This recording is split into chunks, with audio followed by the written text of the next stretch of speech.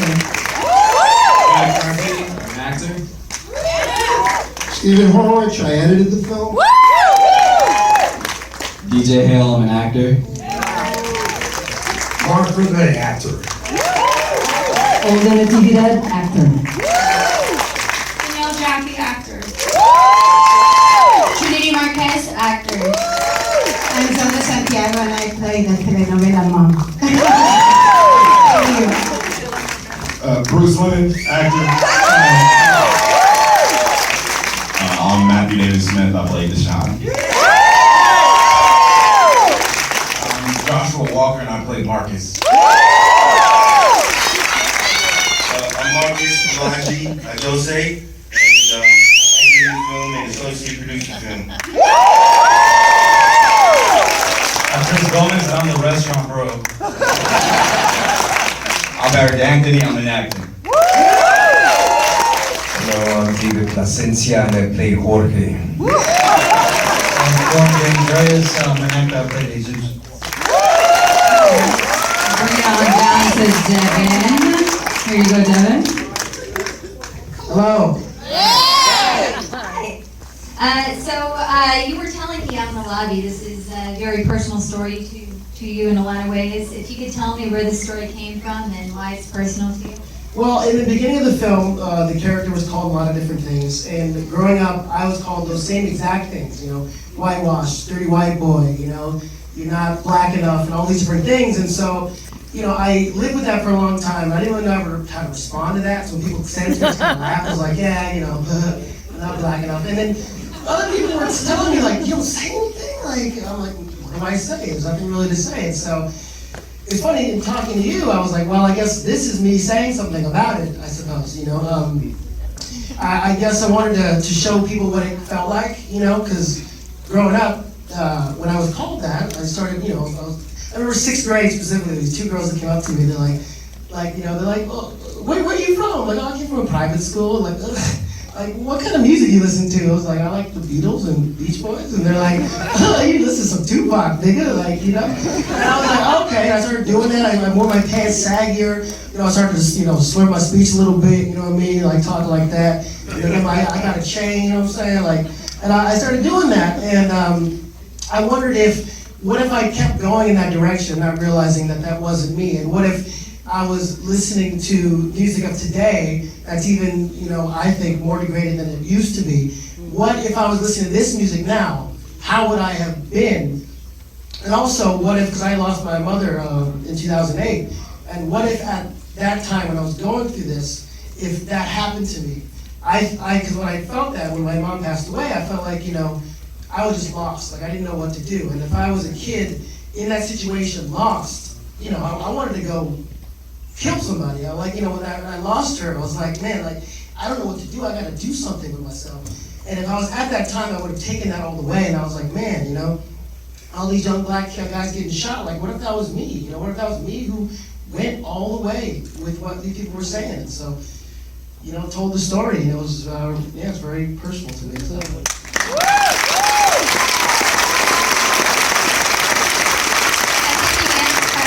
Question, but I thought it was, you know, quite prolific character transformation that you had here, and I was wondering what you thought some of the triggers were. It sounds obviously like the mother dying, the character, mother dying was one of the triggers. Was there anything else? And really seeing, you know, Deshaun die and have his cousin, you know, fighting him, you know, like, well, what are you doing? What are you doing? And this whole time he was going to that thing, and now the thing that he finally got, his cousin is now trying to take that away from him, and it's like the last thing he has. And so he fights really hard against that and just goes all the way off the deep end. So, so I really, one of my favorite things was the incorporation of music in this. Thank you. I thought it was a great choice, and I really, especially at the beginning where it was kind of like his fantasy world of how he was, and then seeing how it actually was. If you could talk a little bit about that creative choice that you made. In the beginning, you mean like for the music video stuff? Oh yeah. Yeah, well, you know, it's funny because when I was going through that when I was a kid, people were saying something about me. The way I learned how to be black is music videos. Like, well, who's black? Okay, well, Snoop Dogg's black, 50 Cent black. All right, cool. These are the guys that I gotta be like. So I'd watch the videos over and over and see how they move, with the little thing, that you would do, and You Make Me Want, and I was back in the day. And I was like, all right, cool. So this is how I gotta be. And so I kept putting that on to try to be that. And so I wanted Cody. He's living his life like a music video, just like Kyle says. And so he's just music. This is what it is. Okay, good. Even lines that he says in the movie were from popular songs. Various ones, just I use ones that are in a lot of songs. You know what I mean? Yeah. And so I just use that, and I wanted to have that because I feel like the main way that kids and people learn how to be somebody now is going to be YouTube, and for me it was MTV in the day. So. Yeah, I thought it worked great. Is the actor who also played your cousin here? Yes. Yeah? Okay, great. The next question for both of you. I thought you guys had a...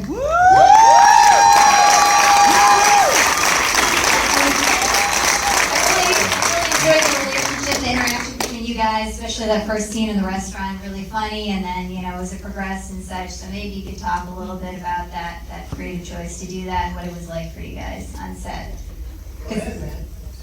I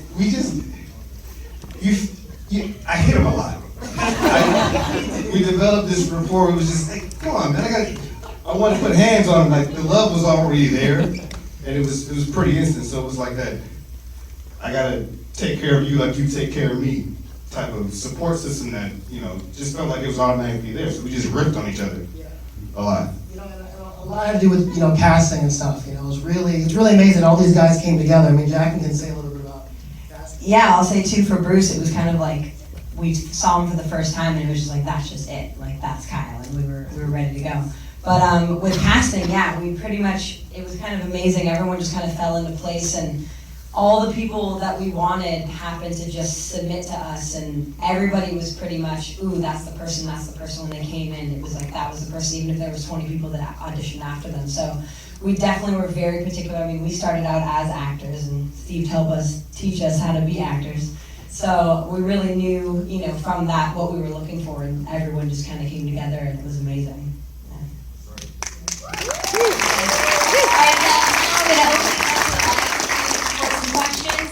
Great, one right there. For the actor who played Deshaun, sorry. I feel like your character was super important. It was kind of the impetus for him to carry on, like in a place where he may have gone back to or not, because he got this news and he could have gone one way or the other. So I just wonder, as an actor, because you're in 70%? I don't know. I don't want to add up. But that seems super important, but you didn't have that much actual time to create somebody that was super important to him. So I was interested how you approached that, because in the scene on the roof, it seemed like you guys were super close. And Okay, so the question is, how did you approach your role? Wait, whoever summed that up is very good at their job. We want to get some more questions out there, and we got to repeat the question for camera for everyone to go ahead. So I think to the same point that Bruce made, the chemistry when we got on set was kind of automatic.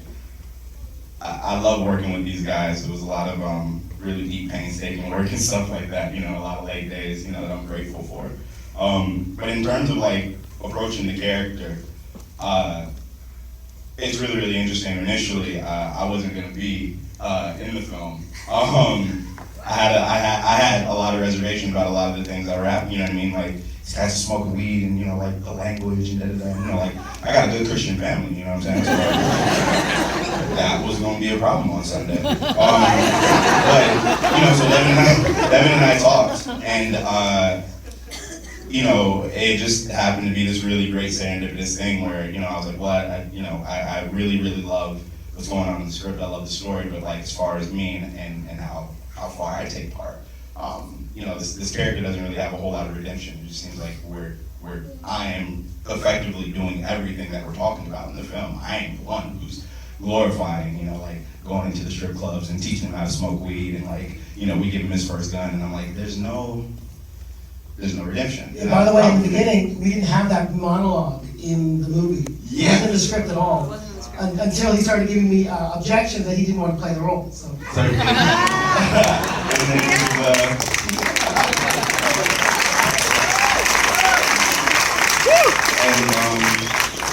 And you know, like Devin wrote the monologue and everything was magical after that. You know? Nice. Amen. All right, anybody else with a question? Right up there? Yeah, I was gonna say, one thing you don't see a lot of in independent films is like badass visual effects. And you guys did a great job. So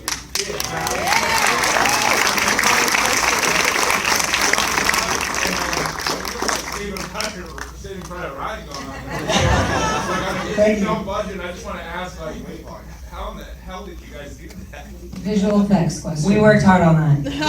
Basically, there's a lot of online tutorials. It's really funny because a lot of kids are really running around with guns and stuff and shooting stuff online. I was like, okay, well, they can do that. Well, let's see what we can do to, you know, put it in a movie, a low-budget movie. And so when I took what they did, I was like, okay, great. Let me make sure that whatever we do communicates whatever it needs to communicate. And so with that, Jacqueline worked on the, you know, making it look and feel the way it needs to feel to kind of bring you into the world and also kind of, it's kind of like Cody's, you know, point of view. It's glorified, you know, action-oriented video game type, music video, rapper type of effects. And so I was hard on him too because, you know, I remember coming home and all day he'd been working on this, and I was like, babe, we gotta make it look a little bit more real. Like, just a little bit. And so he was like, I'm tired. I was like, I know, but we gotta just do it. And so we would actually watch like heat or certain things, and we were looking at, you know, really what it would look like. And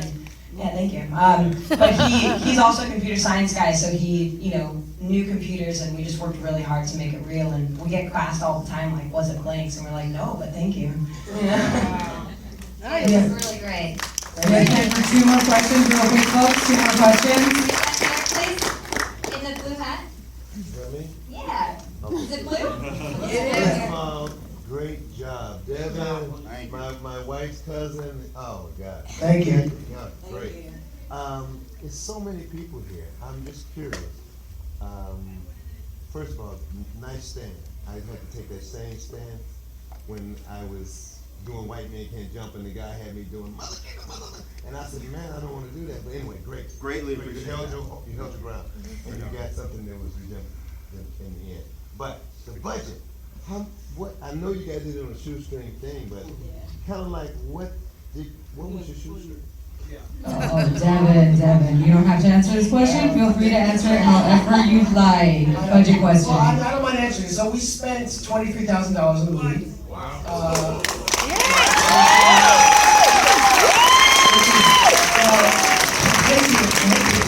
We actually spent about $18,000 on camera equipment, and the production budget was about 5 to 6. But basically, it was 23 for the whole thing, and then $1,000 to get into this theater, so it's technically 24.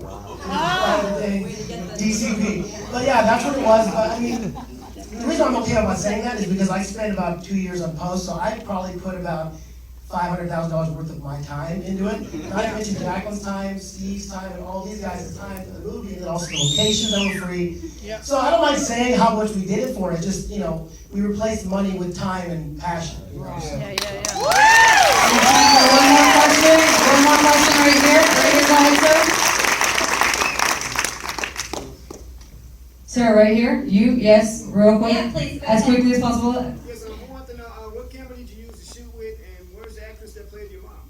The camera that you shot with, and where's your actress? Yeah. Mother. Where is Gina? Gina's not here. The camera we shot on was the Blackmagic Cinema camera and the Sony A7S. A7S was all the night shots, and the Blackmagic Cinema camera was all the day stuff. Yeah. Cool. And then, I want to say one last thing. So we have a 4-hour version of this movie. We ended up cutting it down to 91 minutes. It was really hard to do. I just want to acknowledge Steve. He helped me cut this thing down to 91 minutes.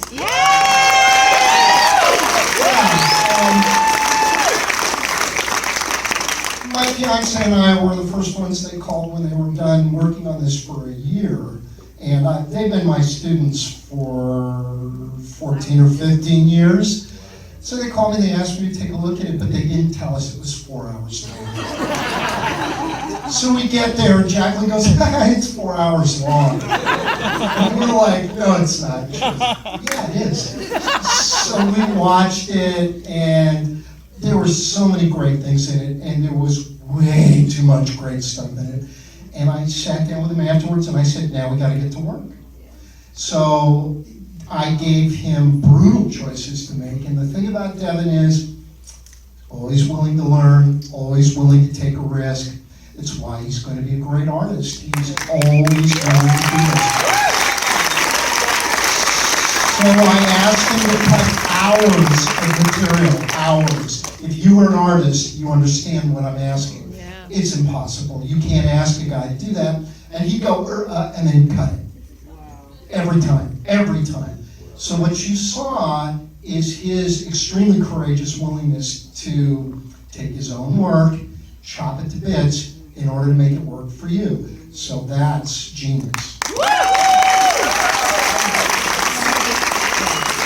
Yeah, it started out as a 176-page script, and we're like, it's okay, Quentin Tarantino does it, so we can do it too. You know? But before we end off, I just wanted to say thank you to everyone who is here, and I really want to say thank you to all the Indiegogo supporters that helped us make this movie, our family who supported us more than we could ever have imagined. Thank you, Mom and Dad.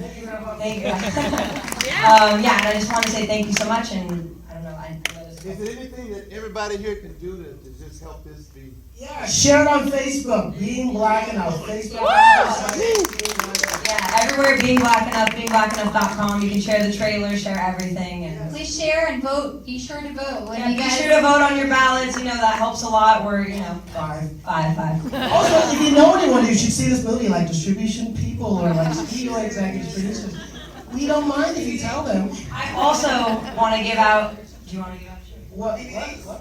Yeah, I just want to give out one last thing. A dear friend of ours, Grant, is here, and I just want to say thank you, man, because if it wasn't for him, we wouldn't have got this movie done. It's all about 10Xing, and we literally went all the way. I can almost cry because we're all in. I just did everything we could. I called everybody and everything, and we were able to make it happen. So thank you, Grant, and I'm so happy you're here. All right, guys, we got